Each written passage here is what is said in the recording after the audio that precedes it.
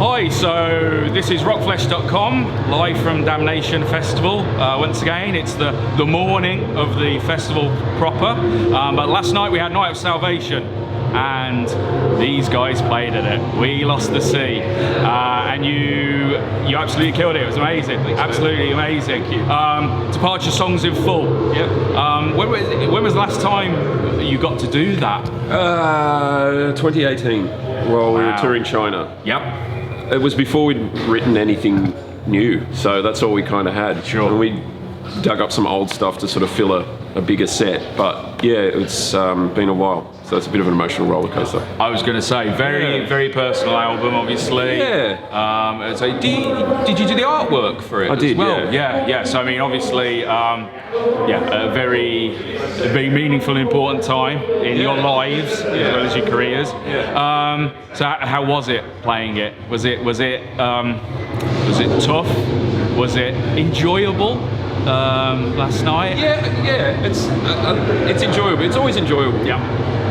I think there's moments through the set that trigger certain things. I don't know, maybe a bit of jet lag and a couple of tequilas sort of bring on some things. But no, like I think over the years we've evolved it to be more of an enjoyable experience for us and the fans, because a lot of people who see us play that album for the first time, who have obviously listened to it deeply and love it a lot, we always get the feedback like, I didn't expect you guys to be like that live, like right.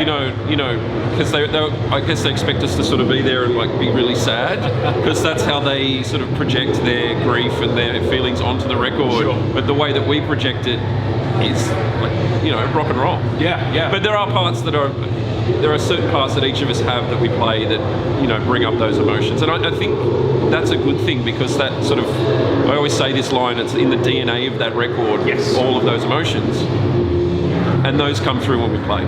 Yeah. Sometimes. Yeah. I think we often say like, the best bands live are the ones that allow the audience in with them. So it's almost like an experience rather than a performance being like kind of sold to a group. Yeah. I know when we spoke with Ithaca last night, they wear their hearts on their sleeves, and it's very emotional. Is that something then? Was that almost like a kind of breakthrough moment that you've been able to do with the rest of your music and the rest of your writing? Kind of lay out emotionally. Yeah, definitely. I don't think we could do it any differently, really. I don't speak to other musicians. I would assume that most artists put a little bit of their soul into everything that they do. Otherwise, it's a bit disingenuous, I guess. Exactly. They're probably not successful, the ones who don't. Well, maybe. I don't know, or just I think there's a mix of that and luck and all sorts of things. But I guess we've gotten used to that way of writing, and I think unless it just comes out that way. Like we're a bunch of loud idiots, but when we actually when we get in the room, it's serious time. Yeah. When we're lost in the music, it's serious time, and then and Triumph and Disaster, we sort of allowed ourselves to have a bit more fun with some riffs and those kind of things, and make it a bit heavier. But the heart is always in there. Like one of the reviewers said, there's more Triumph than Disaster. Like hopefully he meant that it was good.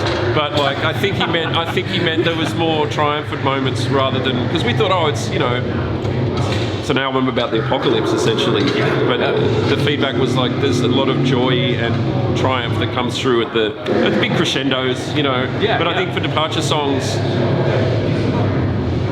it's obviously a different time and we can't replicate that. I think we tried to sort of, but there's no way that is replicated, but the way we write is always hard on the sleeves, always. Yeah. Writing, we always ask this question: writing, recording, playing live. What's the order of preference, the order of joy, we'll say? Oh man, I don't know. I think that changes from week to week. I'm 42 now, so like playing live is fun, but I'm old and it hurts. No, I enjoy all aspects for different reasons. But yeah, I mean the recording is where we get to all really work at our own craft. Everybody really goes into their own world. into their own instrument, into their like pedal boards, and finds new sounds, and everybody really is working really hard to be the best that they can be, and that's a really awesome experience. It makes us feel like a real band when we come out with that product. And then it's, when we play something awesome like this, it's just like, fuck yeah, like, yeah, this is it. And tomorrow night we're probably going to be in like a small club show in a basement in Europe somewhere, and it's going to be like a whole different experience. So maybe if you ask me tomorrow, I might be like, I don't like playing live. No, a mix of everything. I like it on the big stage. Yeah. Keep us on the big stages. No. Brilliant. So you got another set today? Yeah, we've got a 45-minute banger. Yeah. Nice. Yeah. Looking forward to that. Any surprises? Any tracks we don't normally hear? Yes. I'm always trying to get the scoop. This is one of the things. Always trying to get the scoop. Yeah, we're gonna play an instrumental version of a really old one that we usually sort of throw at the end of sets. We have most of our songs go for about 4 hours, so like we have a 4-minute banger to fill the time. Usually sets that when they say we've got 45 minutes, we go, oh fuck, that's like 2 songs. What are we gonna do? Exactly. So like you almost come on stage and go, we've only got 2 more songs left. We've actually cut like intros and shortened songs and really like smooshed some things in there before, but like we've got a banger for everyone today. So yeah, that's going to be mad. Because it must be difficult actually, kind of doing that putting together a set for a festival, not just with regards to time scales, but also I guess because that lots of the people maybe in the crowd don't know the band.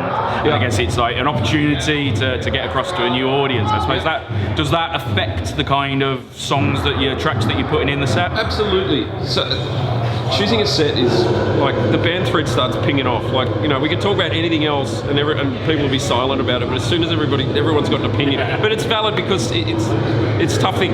This is the first like massive metal festival that we've played, and while all of our songs are our songs, we have this thing that's like, oh, we should play our heaviest songs.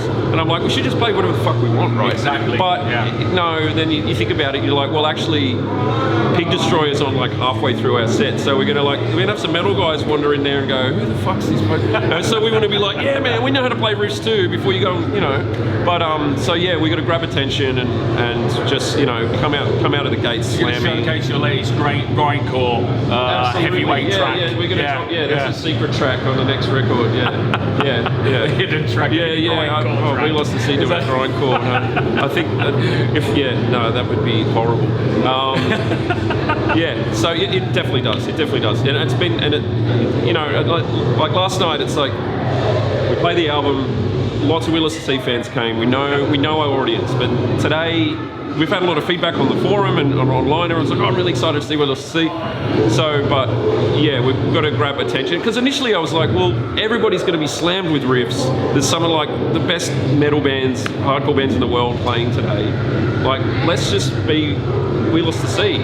And then we thought, yeah, but if someone's walking by and they're like, yeah, I want to see it, and we're like, ring, ring. It's going to be like, oh, this is boring. I want riffs. So I don't know. It's a balance. Yeah. But we got a mix. We got a good mix today. Good. Yeah. Good stuff. Fun question time. Yeah. Okay. So, if We Lost the Sea was a drink, alcoholic or non-alcoholic, what drink would you be? Red wine. Red wine? Yeah, because we're all borderline alcoholics and we love red wine. Yeah, we drank Etihad dry on the way over, I think. So yeah, it's the one way through long haul. 2 cups of it? No. We've actually had our own. For our Triumph launch in Sydney, a mate of mine used to work for a wine company, and he had some leftover stock. Yeah. And I just printed up some labels and he slapped them on the bottles and we sold them at the show. So we had our own Triumph and Disaster wine. Fantastic. So yeah, it'd have to be red wine. Yeah. Except for the drummer, he's a big Coca-Cola fan. Oh right. So, yeah. So Coca-Cola for the drummer, red wine for the rest of us. There you go. Yeah. There you go. It almost sounds like a plan, just for every band. You mix the two together. For the drummer, white red wine for the rest of us. Yeah. Perfect. That's basically our ride. Yeah, brilliant. Okay, We Lost the Sea Festival. Yes. If you had it, who would be playing it? Oh, you can have whatever genres you want. You can have different stages, everything. I can hate these questions, man.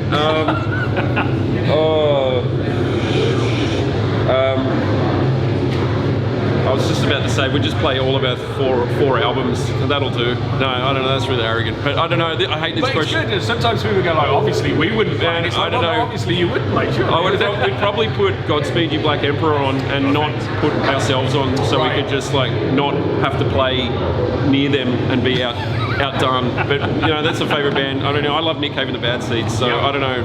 A random bunch of shit probably. Oh, I love Tom Waits as well, and he's never going to tour again. So if I put on a festival, I'd invite him to play the show just so I could see Tom Waits. I don't know. A bunch of bands from this lineup. I don't know. That's I hate those questions, but yeah. They're always the tricky ones, but we always ask them. Yeah. As you said to me just before the interview, start of European tour, pretty good with the European dates. What can we expect from you after this tour? Are you going to do some writing, recording? I'm going to sleep. I'm going to sleep. I'm going to foreseeable. Hug my family and my dog.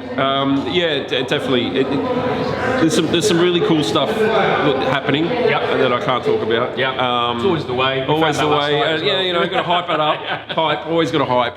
We're doing something, but we can't say. And you'll find out in like 4 years because we move really slowly. It's not our full-time gig, full-time job. Yeah, sure. So kids and families and stuff. But we've been working on new stuff for years now. Obviously, the pandemic slowed everything down, but and there's some new cool stuff happening that's sort of we're sort of working around as well. So it's all happening. There's definitely going to be some really cool announcements the first quarter of next year. Right.